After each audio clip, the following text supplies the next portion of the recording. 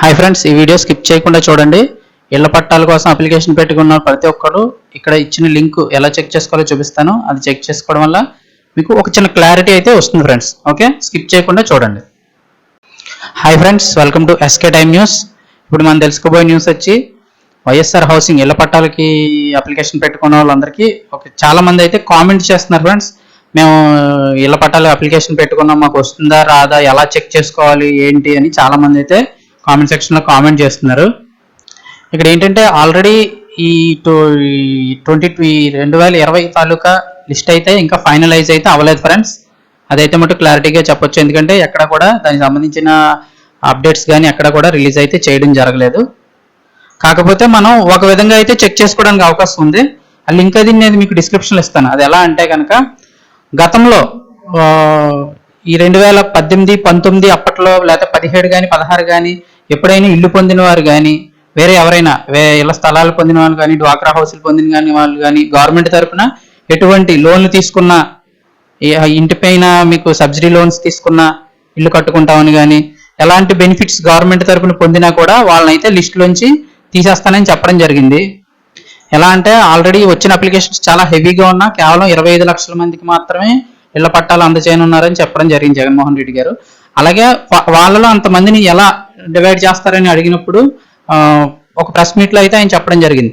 2006 నుంచి ఇప్పటిదాకా అంటే 2020 దాకా కూడా గవర్నమెంట్ స్కీమ్స్ తరపున ఇళ్ల పట్టాలు కానీ ఇళ్ల బెనిఫిషరీ వాళ్ళ ఇంటికి సంబంధించిన ఏదైనా బెనిఫిషరీ లోడ్స్ కానీ ఎలాంటి పొందినా కూడా ఇప్పుడు మళ్ళీ తిరిగి అప్లికేషన్ పెట్టుకున్నట్టయితే కనుక వాళ్ళని లిస్టులోంచి తీసివేయడం జరుగుతుందని అయితే క్లారిటీగా చెప్పడం జరిగింది. ఎందుకంటే 2006 నుంచి లిస్ట్ అయితే ఆయన దగ్గర మామూలు గవర్నమెంట్ దగ్గర ఉండడం జరిగిందని ఆయన ఒక ప్రెస్ మీట్లో క్లారిటీగా చెప్పారు.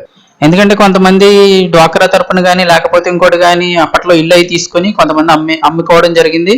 కొంతమంది రెంట్లకు ఇచ్చుకోవడం, కొంతమంది వాళ్ళ పేరు నుంచి ట్రాన్స్ఫర్ వేరే పెట్టేయడం, ఇలా పెట్టి మళ్ళీ ఇప్పుడు కొత్త హౌసింగ్ లోన్స్కి అయితే కొత్తగా ఇళ్ల స్థలాలకి అయితే అప్లికేషన్ చాలా మంది పెట్టుకున్నారు.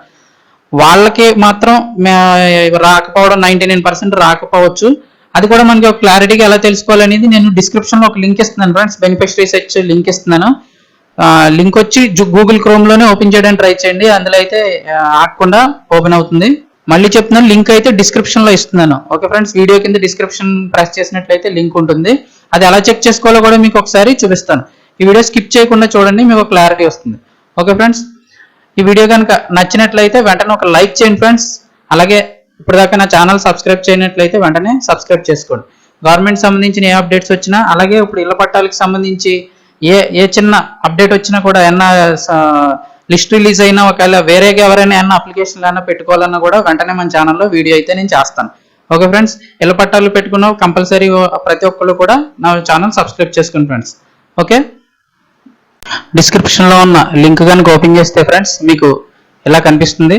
బెనిఫిషరీ సెర్చ్ అని ఒక బాక్స్ అయితే అలా ఓపెన్ అవుతుంది, ఒక వ్యాలెట్. అందులో మీకు బెనిఫిషరీ సెర్చ్ అని ఉంది కదా, అక్కడ పైన బెనిఫిషరీ సెర్చ్ నెంబర్ అయితే కొత్తగా పెట్టుకున్న వాళ్ళకి ఉండదు.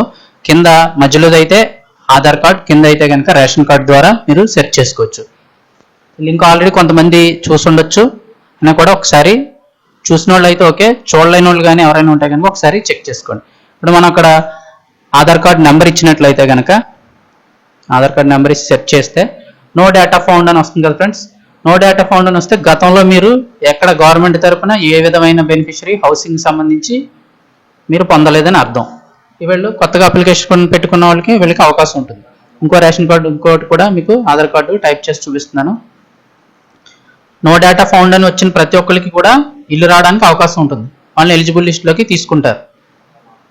ఓకే ఫ్రెండ్స్, ఇది నో డేటా ఫౌండ్ అని వచ్చింది కదా, అంటే గతంలో వాళ్ళు 2006 నుంచి ఇప్పటిదాకా కూడా గవర్నమెంట్ తరఫున హౌసింగ్ సంబంధించి ఎటువంటి బెనిఫిషరీ పొందలేదు.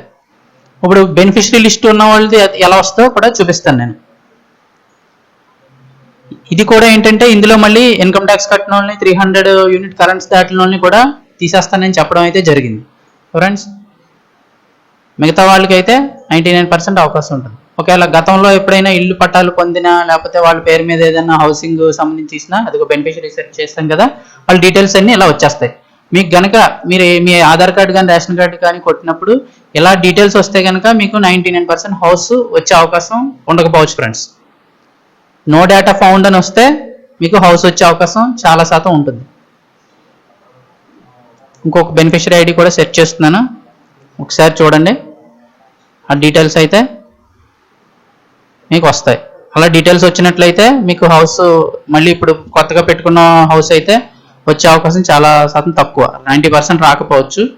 నో డేటా ఫౌండ్ అని వచ్చిందంటే కనుక మీకు ఇల్లు వచ్చే అవకాశం చాలా శాతం ఉంటుంది ఫ్రెండ్స్. దీనికి సంబంధించిన ఏదైనా కొత్త అప్డేట్ ఏమన్నా వచ్చినట్టయితే మీకు వెంటనే తెలియజేస్తాను. ఆ ఛానల్ అయితే సబ్స్క్రైబ్ చేసుకోవడం మర్చిపోకండి. అలాగే ఈ వీడియో లైక్ చేయండి friends. Okay, thanks for watching this video.